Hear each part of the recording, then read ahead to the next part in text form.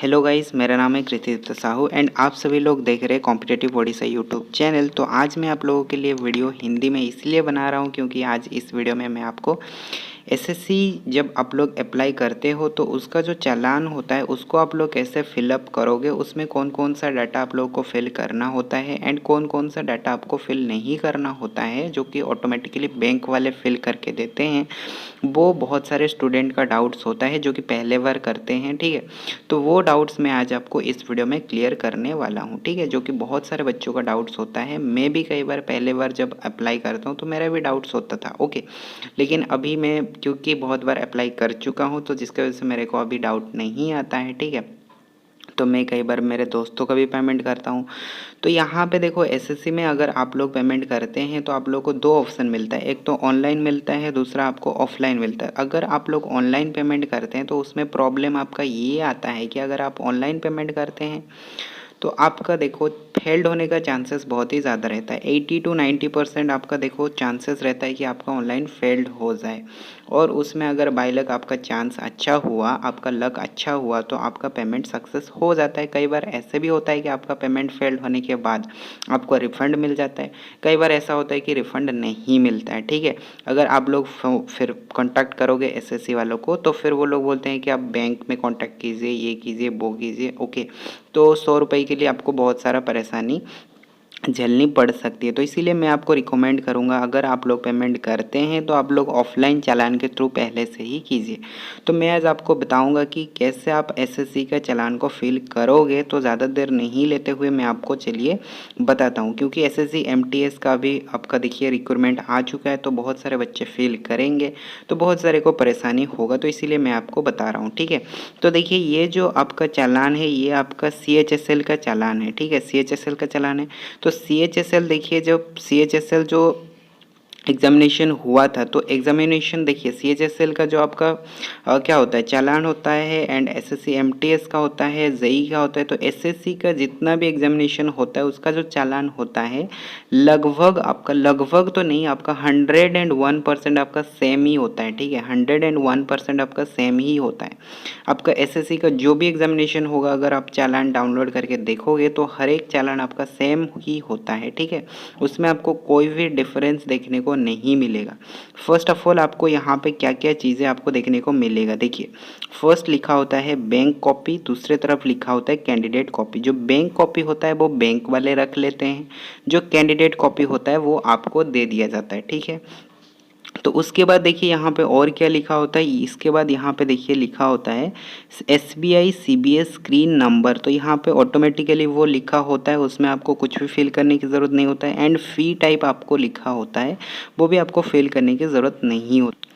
तो यहाँ पे नेक्स्ट लिखा होता है चालान डिफरेंस नंबर। तो चालान डिफरेंस नंबर देखिए आपका बैंक कॉपी में भी लिखा होता है, कैंडिडेट कॉपी में भी लिखा होता है। जब भी आप चालान जनरेट करोगे तो उसमें चालान डिफरेंस नंबर ऑटोमेटिकली वो जनरेट करके देता है, आपको यहाँ पे कुछ भी फिल करने की ज़रूरत नहीं होता है। उसके बाद एप्लीकेंट नेम, जो भी अप्लाई किया होता है उसका नाम यहाँ पे लिखा हुआ होता है। ठीक है, उसके बाद देखिए यहाँ पे चालान जनरेशन डेट, आप कौन सा डेट में चालान जनरेट किए थे वो डेट यहाँ पे आपको शो करने लगेगा। ठीक है, और उसके बाद देखिए चालान एक्सपायर डेट, मतलब कि आप जिस डेट पे चालान जनरेट कर रहे हैं उस डेट से लेके चालान एक्सपायर होने तक का डेट यहाँ पे लिखा होता है। तो इतना तक आपको कुछ भी फिल करना नहीं होता है, यहाँ तक वो ऑटोमेटिकली फिल करके देता है। ठीक है, आपका चालान में पहले से ही फिल होता है। तो फिल करना क्या होता है, यहाँ पे देखिए नीचे लिखा होता है signature of depositor and signature of depositor, दोनों तरफ होता है। तो इसमें क्या करना होता है कि जो भी चालान को फिल करेगा उसका सिग्नेचर यहाँ पे रहना चाहिए। यानी कि ज़रूरी नहीं है कि जो कैंडिडेट यहाँ पे अप्लाई किया है उसका सिग्नेचर होगा। ठीक है, ऐसा ज़रूरी नहीं है। सपोज़ कीजिए कि यहाँ पे आपका एक दोस्त है जिसने कि आपका अप्लाई किया है एसएससी में। ठीक है, लेकिन वो बैंक में जाके चालान डिपॉजिट नहीं कर सकता, तो उसने आपको चालान क्या किया, सेंड कर दिया। तो आप लोग क्या करेंगे, उस चालान को लेके बैंक में डिपॉजिट करेंगे। तो उसमें किसका नाम फिल करेंगे, आप अपना नाम फिल करेंगे। ठीक है, या फिर आप ऐसा भी कर सकते हैं कि अपना दोस्त का नाम आप खुद लिख के भी वहाँ पे जाके डिपॉजिट कर सकते हैं। ठीक है, तो इसमें कुछ भी इशू नहीं होता है। सिग्नेचर ऑफ द डिपॉजिटर यहाँ पे लिखा हुआ है डिपॉजिटर। ओके, जो भी डिपॉजिट कर रहा है उसका सिग्नेचर रहना चाहिए। ऐसा नहीं है कि कैंडिडेट का सिग्नेचर होना चाहिए। अगर आप कैंडिडेट का सिग्नेचर करते हैं तो भी कोई दिक्कत वाली बात नहीं है।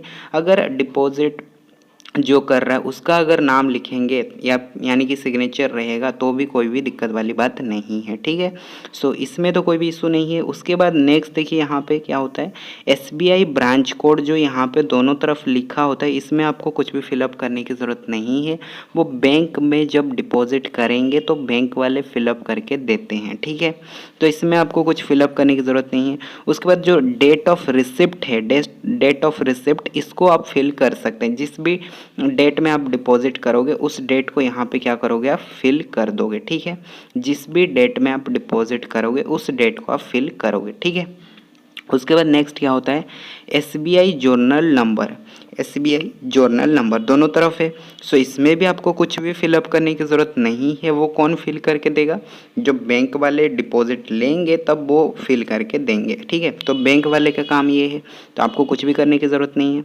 नेक्स्ट क्या होता है, signature of bank official with seal. तो यहाँ पे क्या करेंगे, जो बैंक वाले होंगे उसका सिग्नेचर रहेगा और यहाँ पे उसका एक स्टैंप रहेगा। ठीक है, यहाँ पे भी वही काम रहेगा। तो आपको कुछ भी करने की ज़रूरत नहीं है, खाली सिग्नेचर ऑफ द डिपॉजिटर पे आपको सिग्नेचर करना है और यहाँ पे डेट को फिल करने की ज़रूरत है।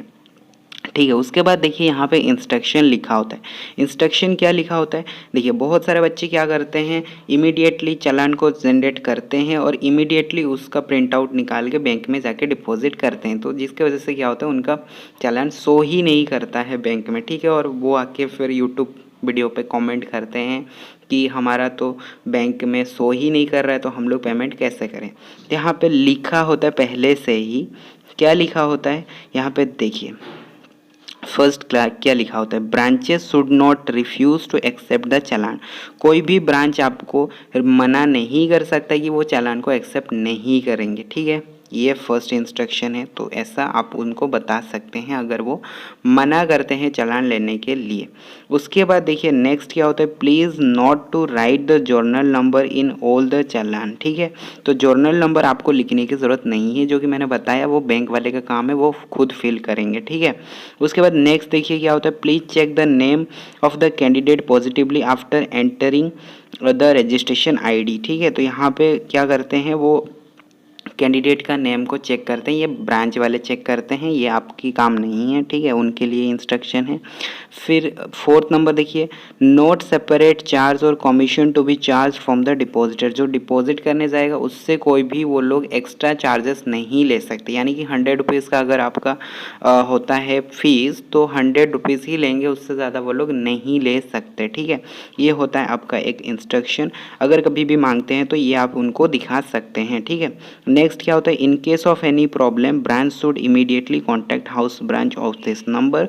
कोई भी प्रॉब्लम होता है तो ब्रांच वाले इस नंबर पे कांटेक्ट करेंगे एसबीआई वालों को। ठीक है, और उसके बाद देखिए important instruction to the candidate. Candidate के लिए क्या इंपॉर्टेंट इंस्ट्रक्शन होता है, challan can be deposit after minimum 3 hours of generation of challan during bank hours. ठीक है, सो ये क्या बोल रहा है कि आप चालान जनरेट करने का मिनिमम 3 घंटे के बाद उसको डिपॉजिट कर सकते हैं। ठीक है, 3 घंटे से पहले अगर आप डिपॉजिट करने जाएंगे तो वो बैंक में शो ही नहीं करेगा। ठीक है, तो इसमें 3 घंटे लिखा हुआ है, लेकिन आप मेरे मान के चलिए तो आपको 24 आवर्स किंवा आपको 12 घंटे आपको यहाँ पे वेट करना पड़ेगा चालान जनरेट करने के बाद। अगर आप लास्ट टाइम में डिपॉजिट करने जाते हैं, फर्स्ट में आप अगर डिपॉजिट करते हैं तो 3 घंटे में तो हो जाता है, क्योंकि वेबसाइट सर्वर आपका क्या होता है, इतना जाम नहीं होता है। और लास्ट के डेट में क्या होता है, बहुत सारे कैंडिडेट एक ही साथ में अप्लाई करते हैं, जिसके वजह से क्या होता है, उनका